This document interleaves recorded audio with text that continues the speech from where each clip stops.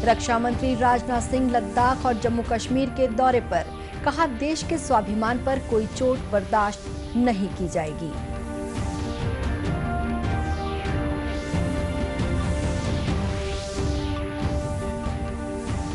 प्रधानमंत्री आज रात संयुक्त राष्ट्र आर्थिक और सामाजिक परिषद के वर्चुअल सम्मेलन के समापन सत्र को करेंगे संबोधित।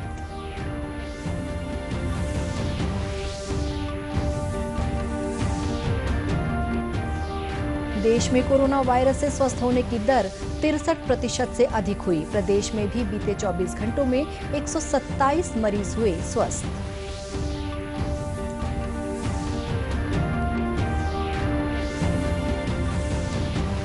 और राज्य में बीपीएल राशन कार्ड धारियों को जुलाई से नवंबर तक अतिरिक्त चावल और निःशुल्क चना वितरण की तैयारियां पूरी।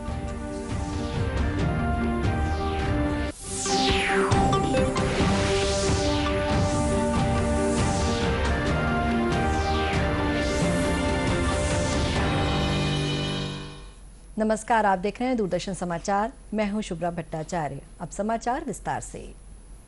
रक्षा मंत्री राजनाथ सिंह ने कहा है कि भारत की 1 इंच जमीन को भी दुनिया की कोई ताकत छू नहीं सकती और देश के स्वाभिमान पर कोई चोट बर्दाश्त नहीं की जाएगी। रक्षा मंत्री आज से लद्दाख और जम्मू कश्मीर के 2 दिवसीय दौरे पर हैं। लेह में सुरक्षा बलों को संबोधित करते हुए श्री सिंह ने कहा कि भारत दुनिया का एकमात्र देश है जिसने कभी दूसरे देश पर आक्रमण नहीं किया। लेकिन मैं इतना यकीन दिलाना चाहता हूं, भारत की 1 इंच जमीन को भी दुनिया की कोई ताकत छू नहीं सकती है, उस पर कब्जा नहीं कर सकती।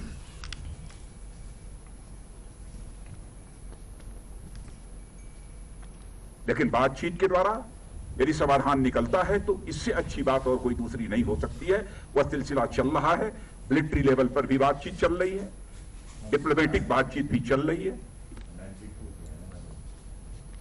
भारत का जहां तक सवाल है, भारत दुनिया का इकलौता देश है जिसने सारे विश्व को शांति का संदेश दिया है। भारत दुनिया का इकलौता देश है जिसने कि दुनिया के किसी देश पर न तो कभी आक्रमण किया है और न दुनिया के किसी देश की 1 इंच जमीन पर कभी कब्जा किया है। भारत दुनिया का यह इकलौता देश है जिसने भारत की सीमा में रहने वाले लोगों को ही अपने परिवार का सदस्य नहीं माना है, बल्कि पूरे विश्व की धरा पर रहने वाले लोगों को अपने परिवार का सदस्य मानते हुए वसुधैव कुटुंबकम का संदेश सारे विश्व को किसी एक देश ने दिया है तो हमारे और आपके देश भारत ने दिया है। इस दौरे पर रक्षा मंत्री के साथ सीडीएस जनरल बिपिन रावत और सेना अध्यक्ष मनोज मुकुंद नरवणे भी शामिल हैं। प्रधानमंत्री नरेंद्र मोदी न्यूयॉर्क के संयुक्त राष्ट्र मुख्यालय में संयुक्त राष्ट्र आर्थिक और सामाजिक परिषद के वर्चुअल सम्मेलन के समापन सत्र को आज रात संबोधित करेंगे। नॉर्वे के प्रधानमंत्री और संयुक्त राष्ट्र महासचिव अंतोनियो गुतरेस भी सत्र को संबोधित करेंगे।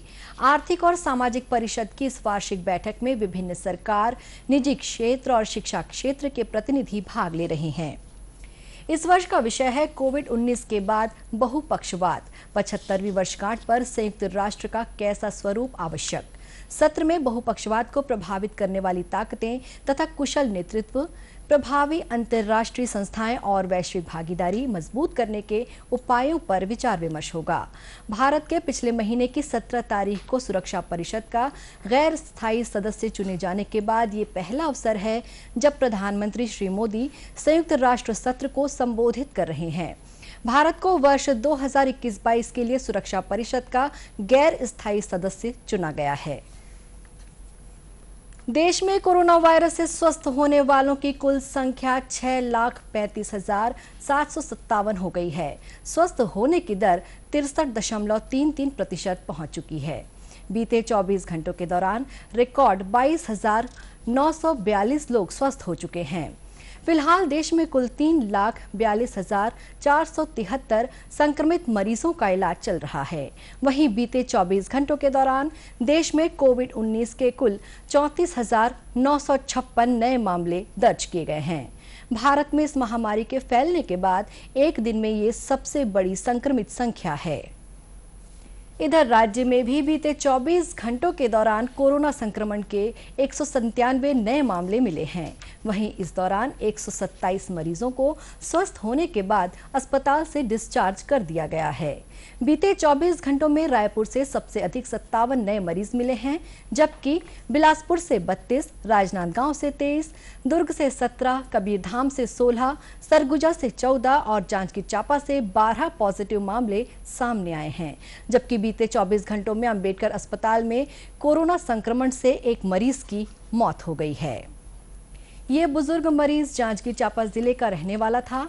प्रदेश में अब तक कोरोना संक्रमण से 21 लोगों की मौत हो चुकी है। दूसरी ओर राज्य में कोरोना संक्रमित मरीजों के इलाज के लिए स्वास्थ्य सेवाओं को और बेहतर बनाने का काम भी जारी है।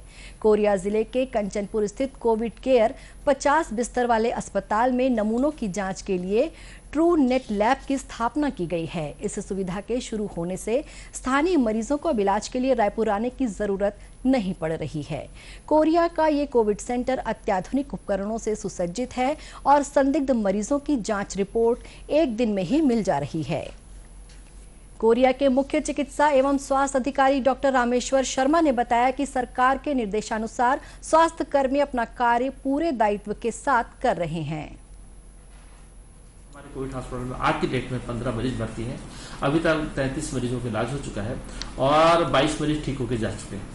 इसी तरीके से सांसद शासन के निर्देशानुसार टू नेट मशीन द्वारा 99% एक्यूरेसी वाला मशीन हम लोगों ने इंस्टॉल कराया और पूरा टीम इसमें लैब टेक्नीशियन वगैरह डॉक्टर है जिनको हम लोगों ने आज से 2 महीने पहले रायपुर भेज के ट्रेंड कराया और एक तरह से ट्रेंड प्रशिक्षित स्टाफ द्वारा टू नेट मशीन का भी हम लोगों ने यहाँ पे परिचालन शुरू किया। वहीं जिला कलेक्टर सत्यनारायण राठौर ने बताया कि कोरोना संक्रमण के बढ़ते मामलों को देखते हुए जरूरत पड़ने पर अस्पताल में और 20 बिस्तरों की व्यवस्था की जाएगी। साथ में टू नाट मशीन भी स्थापित हो गया और हमारे यहाँ सारे जो भी जांच हैं कोरोना से संबंधित सारे जांच यहाँ लखनपुर में हो रहे हैं और बहुत सक्सेसफुल हो रहे हैं। उसमें कई रिपोर्ट भी आ गए हैं जिसमें पॉजिटिव भी निकला है और अधिकतर नेगेटिव पाए गए हैं। तो सारी जो भी जांच है वो यहीं लखनपुर में हो जा रही है। इस कोविड सेंटर में चिकित्सकों और अन्य स्वास्थ्य कर्मियों को कोरोना संक्रमित मरीजों के इलाज को लेकर प्रशिक्षित किया गया है। प्रदेश में गरीबी रेखा के राशन कार्ड धारियों को चालू जुलाई महीने से आगामी नवंबर महीने तक अतिरिक्त चावल और निःशुल्क चना वितरण की तैयारियां पूरी हो चुकी हैं। आधिकारिक जानकारी के अनुसार राज्य के सभी अंत्योदय, प्राथमिकता, निःशक्तजन, एकल निराश्रित और अन्नपूर्णा श्रेणी राशन कार्ड धारियों को चावल और चने का वितरण किया जाएगा। कोरोना वायरस संक्रमण से बचाव के मद्देनजर गरीब परिवारों को ये अनाज दिया जा रहा है। खाद्य विभाग के अनुसार निःशक्तजन, एकल निराश्रित और अन्नपूर्णा श्रेणी के हितग्राहियों को जुलाई से नवंबर तक हर महीने 35 किलो चावल के साथ प्रति माह प्रति सदस्य 5 किलो अतिरिक्त चावल निःशुल्क दिया जाएगा। वहीं प्राथमिकता श्रेणी के 5 से अधिक सदस्य वाले राशन कार्ड हितग्राहियों को प्रति सदस्य 3 किलो अतिरिक्त चावल दिया जाएगा। इसके अलावा अनुसूचित और माडा क्षेत्र के अंत्योदय तथा प्राथमिकता राशन कार्ड धारियों को 1 किलो चना निःशुल्क और 1 किलो चना 5 रुपए प्रति किलो की दर से दिया जाएगा। वहीं जो राशन कार्ड धारी जुलाई महीने का अनाज ले चुके हैं उन्हें इस महीने का अतिरिक्त चावल और चना आगामी अगस्त महीने में दिया जाएगा। कांकेर जिले के दुर्गम और दूरस्थ अबूझमाड़ जिले में रहने वाले ग्रामीण भी सरकारी योजनाओं का लाभ लेने के प्रति काफी जागरूक हैं। ग्रामीणों की सुविधा के लिए कोयलीबेड़ा में आधार कार्ड बनवाने के लिए शिविर लगाया गया है। नारायणपुर कांकेर सीमा क्षेत्र में स्थित ओरछा ब्लॉक के करीब 25 गांव में रहने वाले ग्रामीणों का अब तक आधार कार्ड नहीं बन पाया था। ग्रामीणों को जब इस बात का पता चला कि बिना आधार कार्ड के उन्हें सरकारी योजनाओं का लाभ मिलने में मुश्किल होगी, तब उन्होंने आधार कार्ड की जरूरत से जिला प्रशासन को अवगत कराया। इसके बाद कोयलीबेड़ा में आधार कार्ड सहित अन्य प्रमाण पत्र बनवाने के लिए शिविर लगाया गया। ये ग्रामीण दुर्गम रास्तों से होकर करीब 60 किलोमीटर की दूरी तय कर प्रमाण पत्र बनवाने के लिए कोयलीबेड़ा पहुंच रहे हैं। शिविर में तैनात एक कर्मचारी ने बताया कि अबूझमाड़ इलाके के ग्रामीण भी सुविधा का लाभ ले रहे हैं।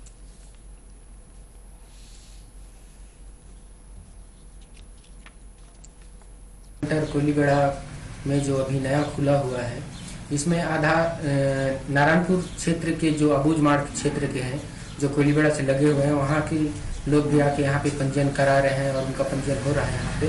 और आसपास में बहुत सारे जो बच्चों का नहीं बना था और त्रुटि सुधार है वो भी हो रहा है अभी स्थायी रूप से। ओरछा ब्लॉक के गोमे पंचायत में 9 गांव और आदनार पंचायत में 14 गांव आते हैं।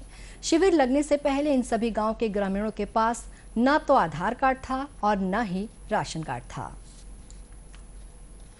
प्रदेश में पशुओं को गलघोटू और एकटंगिया सहित विभिन्न संक्रामक रोगों से बचाने के लिए टीकाकरण का विशेष अभियान चलाया जा रहा है।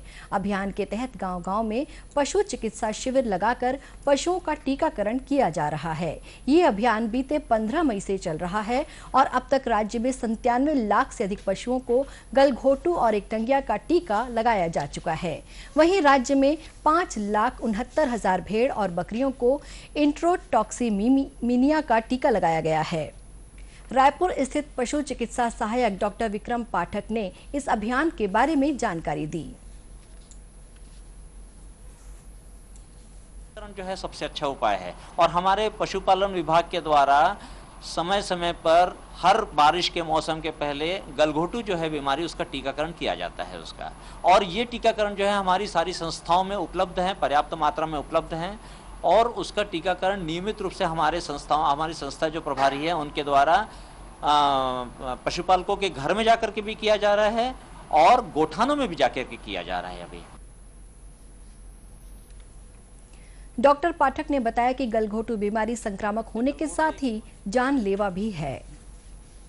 बहुत सामान्य रूप से जानता है, जिसमें गला जो होता है उसमें सूजन आ जाती है उसमें और बुखार बहुत ज़्यादा हो जाता है, उसमें आंखें लाल हो जाती हैं, उसमें कई बार पशु जो होता है वो दस्त करने लगता है और वो जो जीभ होती है उसकी कई बार थोड़ी सी मोटी हो जाती है।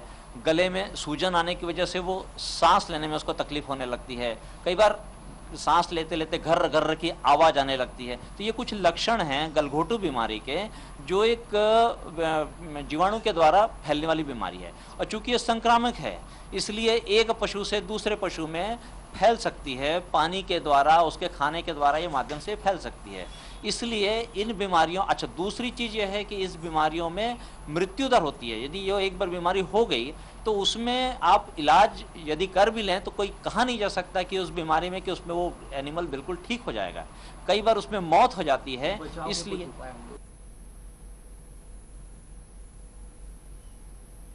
पशु चिकित्सा विभाग के अनुसार खुरहा चपका बीमारी की रोकथाम के लिए 21 जुलाई से राज्य में टीकाकरण का दूसरा चरण शुरू होगा। पशु चिकित्सा विभाग ने पशुपालकों से अपील की है कि वे अपने पशुओं को टीका अवश्य लगवाएं।